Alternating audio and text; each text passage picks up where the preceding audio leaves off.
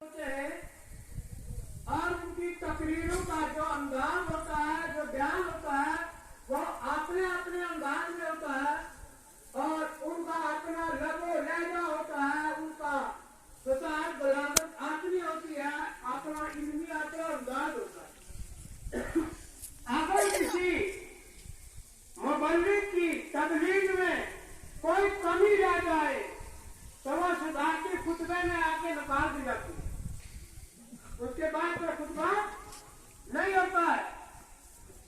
इसीलिए तमाम अंबिया इकराम ने खुतबे दिए, सबकी शरीयतें बनी और तमाम रसूलों पर किताबें आई और बहुत सारे नबियों ने अपने माकबल के नबियों की किताबों की इशाअत जो है, तबलीग जो है, वो अवाम के सामने बयान की।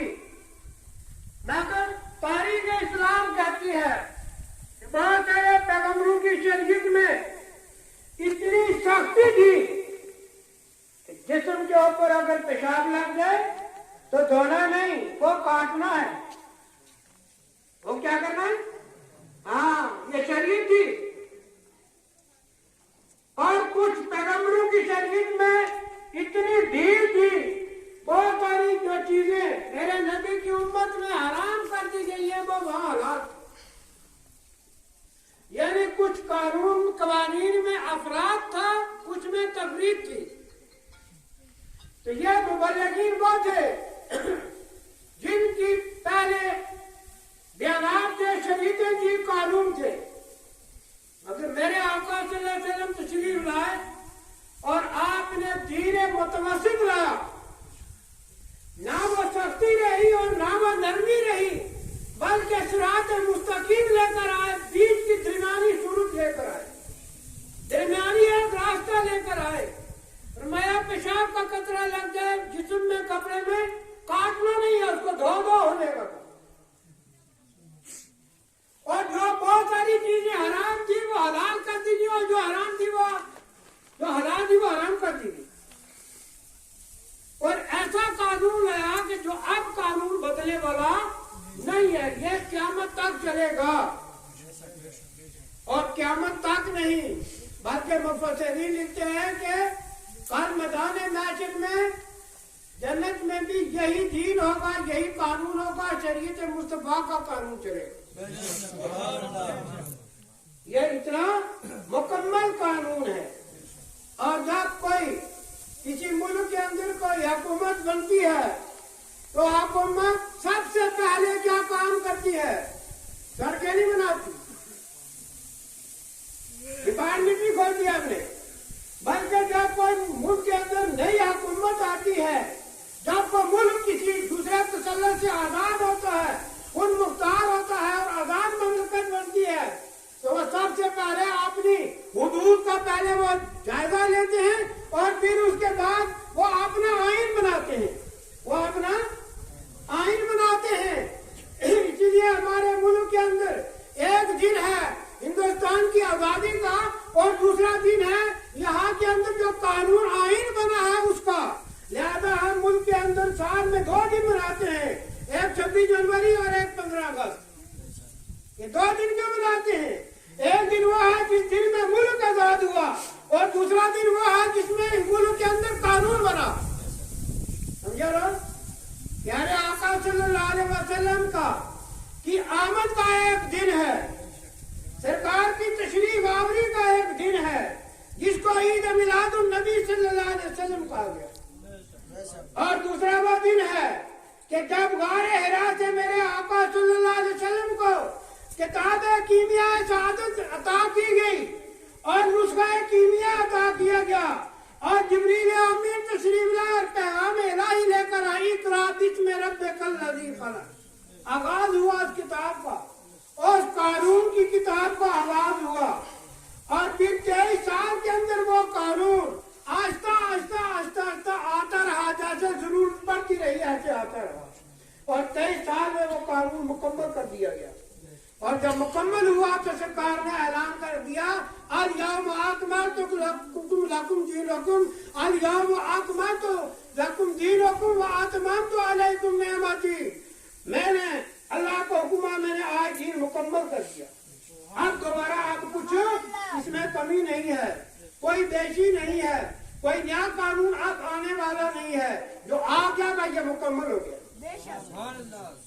گویا کہ وہ قانون کیا ہے, وہ بسم اللہ کی بات سے لے کر والناس کی سین تک, قرآن پاک کے پہلے پارے سورہ فاتحہ سے لے کر سورہ والناس کے آخر تک, یہ وہ کتاب ہے جس کتاب کے اندر اسلام کا, دین اسلام کا, قانون شریعت کا آئین اس کے اندر لکھا گیا ہے.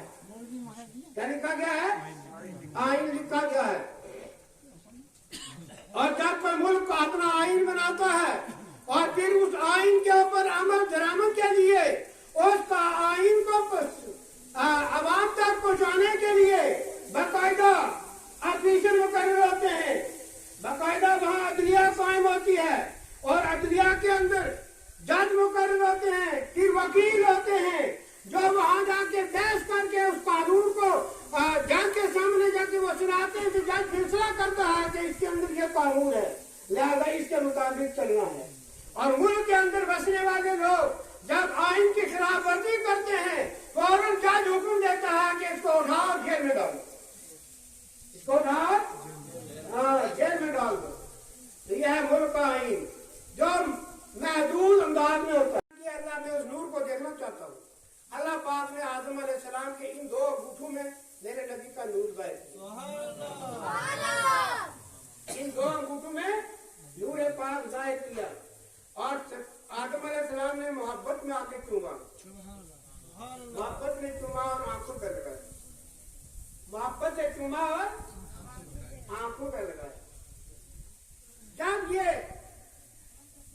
محبت سے چوم کے یہ جو ناخن ہے, ناخن, یہ بات سن لو, یہ ناخن جو ہے یہ جنتی لباس ہے. یہ ناخن پورا جسم گوشت ہے مگر یہ ناخن جو ہے یہ الگ ہے, اس کا بناوٹ ہی الگ ہے. سمجھا نہیں؟ یہ علماء لکھتے ہیں کہ یہ جنت کا لباس ہے. اور ان انگوٹھوں کے اندر ظاہر کیا گیا سرکار کا نور پاک. آدم علیہ السلام نے چوما. کس نے؟ آدم علیہ السلام نے.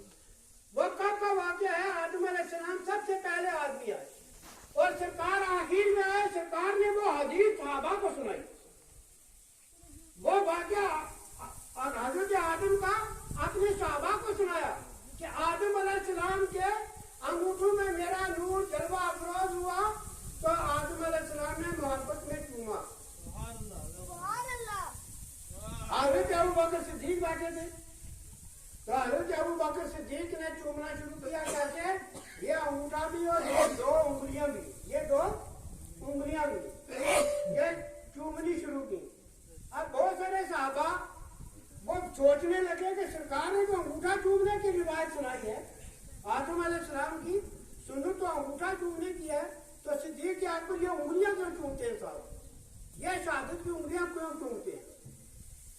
تو سرکار دو عالم صلی اللہ علیہ وسلم نے پوچھا, صدیق انگوٹھا چومنے کی تو ہم نے آپ کو بیان سنایا, آپ یہ انگلیاں کیوں چومتے ہو؟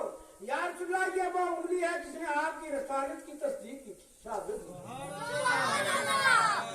میں چاہتا ہوں کہ اگر آدم علیہ السلام نے آپ کے نور پاک کو دیکھ کر اور محبت میں چوما تو میں کہتا ہوں میں اس انگلی کو کیوں نہ چومی جو میرے نبی کی رسالت کی گواہی دی تھی, جس نے انگوٹھے کے ساتھ اس انگلی کو بھی چومتا ہوں. تو پھر سرکار نے فرمایا کہ من فعلا مثلا صدیقی, جس نے میرے دوست میرے صدیق کی طرح جس نے کیا یہ کام, انگوٹھے چومے اور انگلیاں بھی چومی, وہ کل میدان قیامت میں میری شفاعت پائے.